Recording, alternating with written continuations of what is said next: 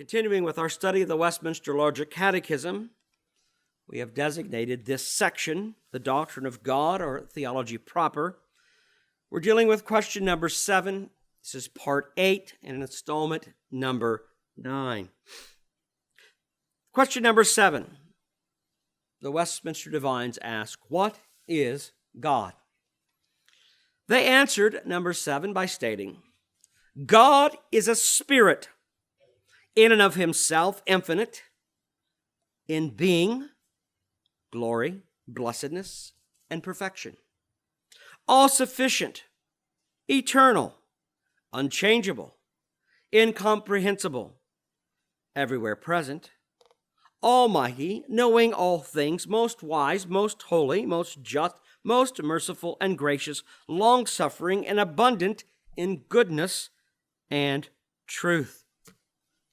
We have noted, and we continue to do so as long as we are here in question number 7, that the divines have drawn our attention previously to the fact that in defining who and what God is, one can only do so by means of special revelation.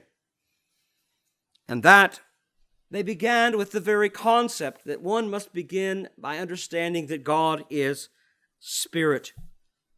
And when one understands the very nature of the being of God, in that he is spirit, and that the attributes that they set forth, enunciate here in their various parts, it helps us to understand that when we understand that God, then we who worship God can worship him in spirit and in truth. And this is so relevant to the rest of the answer that they have given in question number 7.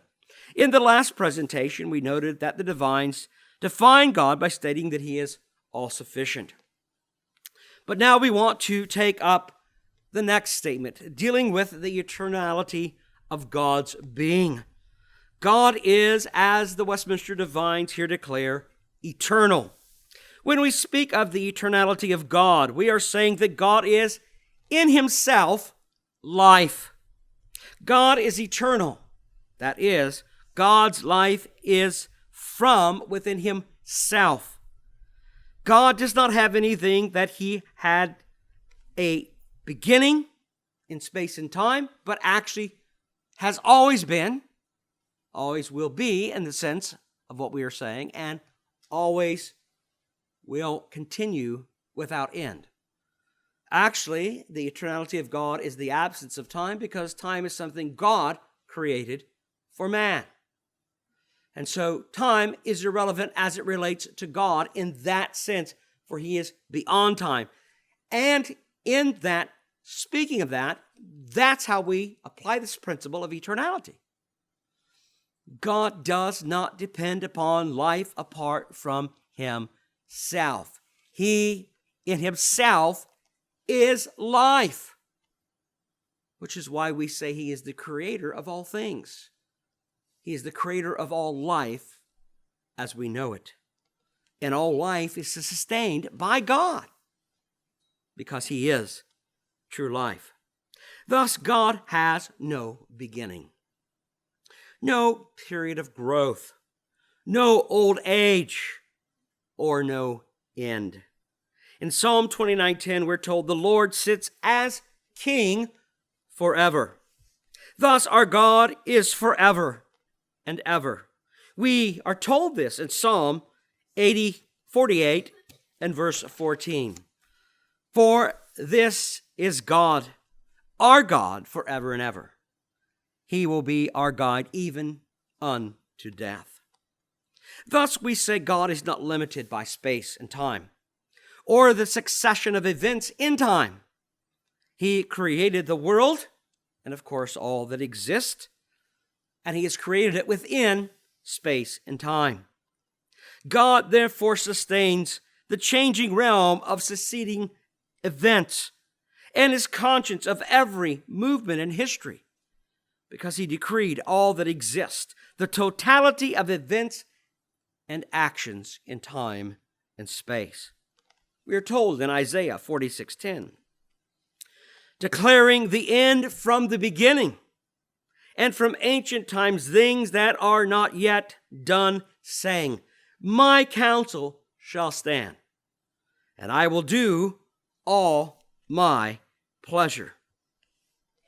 Thus, the observable, changing world created by God is not unimportant unto the Lord who has created all things, but it proceeds from him according to his purpose. Paul writes in Colossians 1:15 through 17, he, referring to Christ, is the image of the invisible God, the firstborn over all creation. For by him all things were created that are in heaven and that are on earth, visible and invisible, whether thrones or dominions or principalities or powers. All things were created through him and for him. And he is before all things. And in him all things consist. Nothing created by God is to be considered valueless, however brief or apparently insignificant it might seem.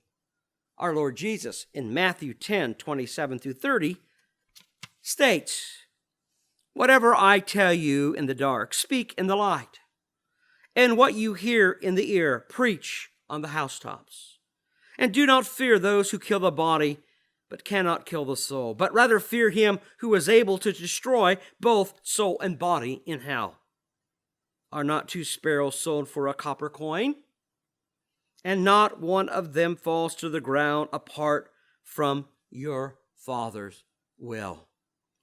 But the very hairs of your head are all numbered. There is no such thing as insignificance when it comes to God and the ordering of his creation. There is nothing that takes place, not one event, that is not according to the will of the Father. Not one sparrow can fall to the ground that was not according to his decree. That is, according to his will, according to the plan, the knowledge, that which we have been actually preaching about in our study of Ephesians chapter 1. Thus, space and time, the world of which God has created, it is not foreign or unknown to God. We are not deists.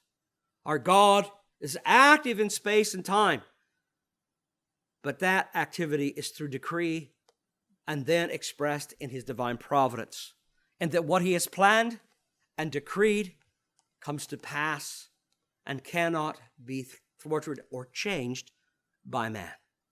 It is impossible. History is the product of God's eternality. It is the product of God's wise planning. It is his creative purpose.